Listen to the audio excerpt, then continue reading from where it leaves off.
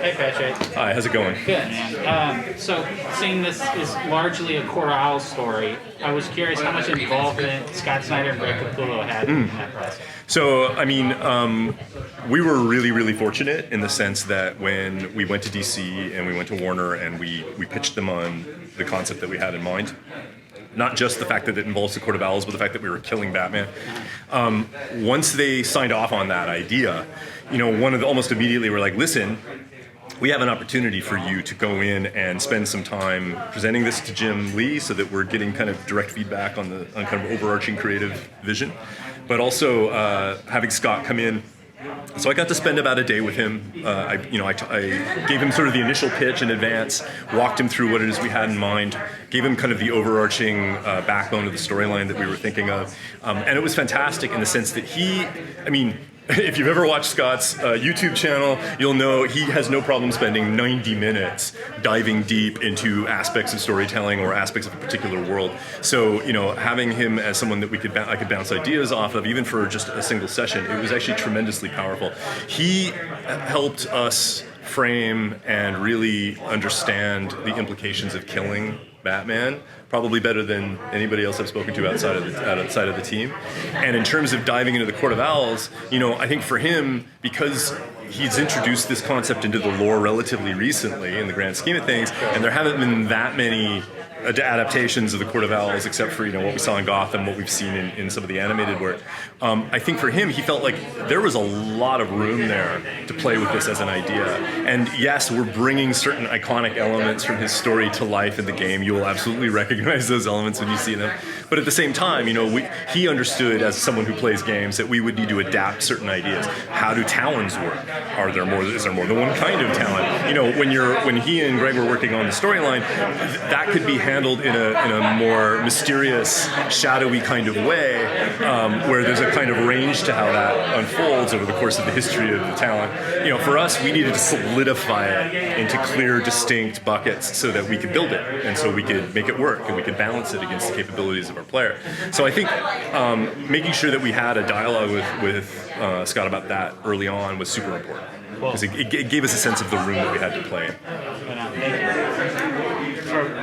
From here. I think the Arkham games have really redefined the Batman mythos, not only in the games, but you see it in the shows and the movies and cartoons.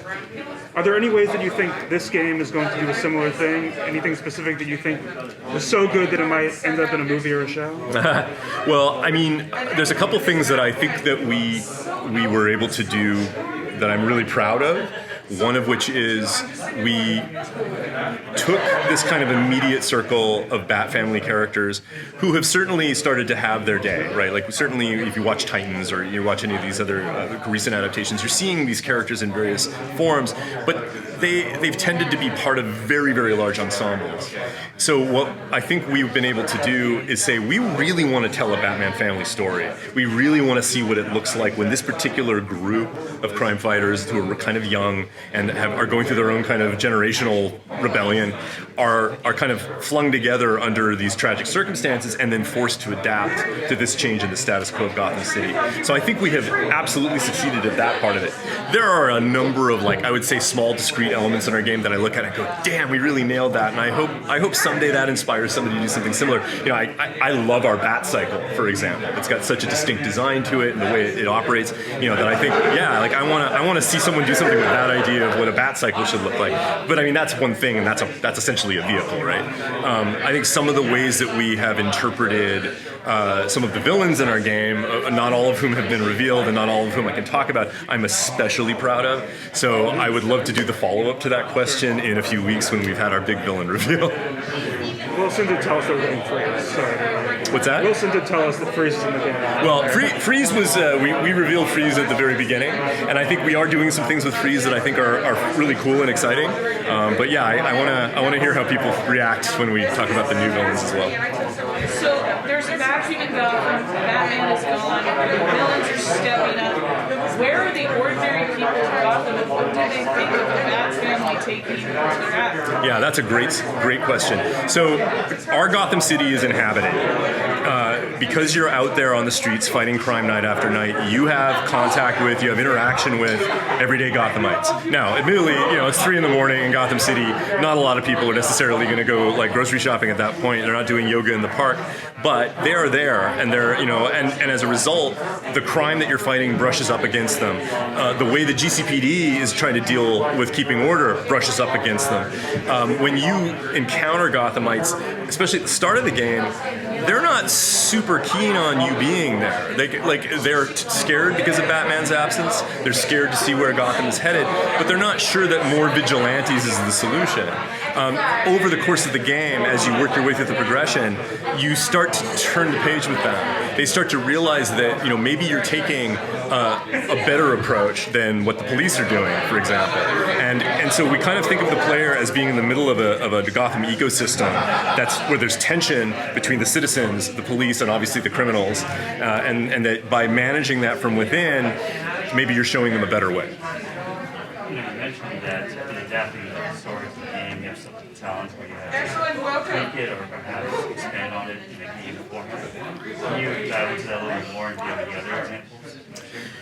Yeah, I think in theory, if we were making a Gotham City with the actual range of criminal activity that you might imagine would be present, I think we could build an incredibly complex simulation that the player would never really be able to manage. You could have dozens or hundreds of individual criminal gangs and enterprises and crime that is, emergent, and the reality is the player wouldn't be able to parse it, and they wouldn't understand how to prepare for it, and they wouldn't understand what the relationship was between who they were up against and the gear and the abilities that they were unlocking and upgrading. So we needed to be able to take our criminal ecosystem and define it in terms of 3 main factions, for example. The regulator faction with their tech focus, the mob with their classic criminal focus, the freaks with their kind of focus on chaos. And that allowed us to build the kind of iconic spectrum of what Gotham crime is about. And then the individual crimes that bubble out of that I kind of think of them as individual, almost like little mini game modes that we're able to instance and spawn in different parts of the city. That is a conceit that you need to do in order for a video game to be buildable and also comprehensible to the player. Very different from saying, we're going to build Sim Gotham Crime, which would be a very, very different kind of game. So Batman has a really vast you said that we're going to get some sort of reveal about who's like the next big bad. How do you really narrow it down who gets to go in the game and who gets to go? So our approach in going into villains was to say, if we're already looking at how Batman's death affects the heroes that are closest to him and the city, it should also be, let's look at the villains whose relationship with Batman would cause them to be forced to redefine themselves by his absence, if that makes sense. I've said that poorly, but I'll say it again. So what I mean is, it's always been the case that Batman has a special relationship with his adversaries. And if you take Batman out of the picture, it does create a vacuum. It creates a kind of internal vacuum. How are they motivated? Who are they comparing themselves to? Who are they opposing themselves against? And so we wanted to look at kind of a few different archetypes of Batman villains that are definitely, part of the kind of core group of recognizable blue chip villains, and then throw them into disarray and show how they evolve as a result of that.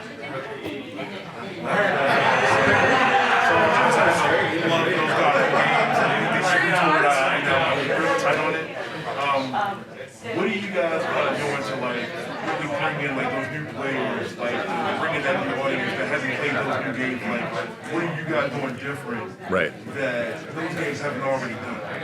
I think there's a few things. It's a super good question. I think, one thing is the Arkham games are classics, and I think we'll continue to attract new players, who are, curious to know more about those storylines and the interpretations of those characters. I think when we set out to build Gotham Knights, we said we are building a long engagement experience where players will feel like they have a big runway for growing their hero.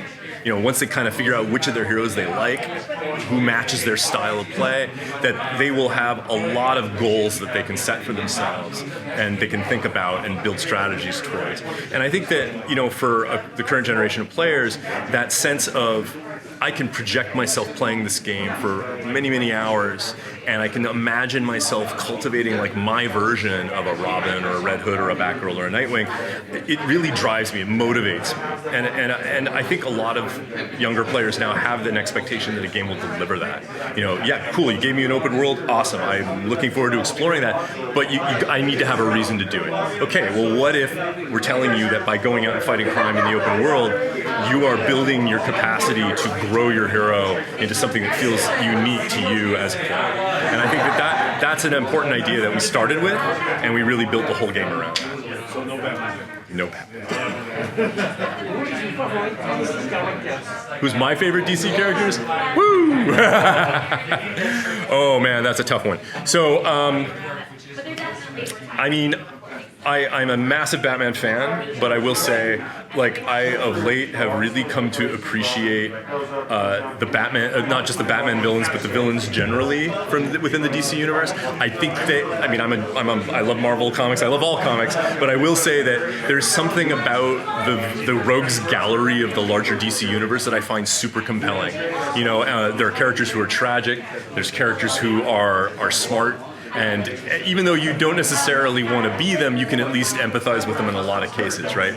So, and I find that the range is really interesting. So I tend to gravitate towards stories around characters like Deathstroke, or characters like, you know, even characters like the Joker, obviously, right? You know, it's characters that have this kind of deep well of pathology that ultimately drives them, and then gives our heroes something to stand in opposition to. Were you? Oh, okay. Were you surprised at the passion in the fan base about Nightwing's cakes? No, I'm not surprised at that. Any reconsidering on changing the size of them? Nope. We gotta leave some room. So, aspect of the last game, without getting into villains and all that, usually at the end of the game there was people had a playability to go back and do puzzles. Mm-hmm. Is that something you're bringing in with 4 different heroes? You know, that there's going to be puzzles that you're going to have to do with different heroes? Right. So all of the content in the game is playable with any of the heroes. Okay. Now it's true that there are, you know, just organically in terms of how the game works, and it works sort of systemically, there will be builds of certain heroes that might give you a leg up in certain situations, but it's part of a continuum. You know, there's very little in the game that I would say is like deterministically, oh, you need to have like the blue card in order to open the blue thing. It's not this at all. It's like there's always degrees, there's degrees of efficiency. What I will say is we haven't announced it yet, we're not ready to talk about it yet, but there are that kind of replay driver that you're describing, we'll be talking about soon. Okay. Yeah.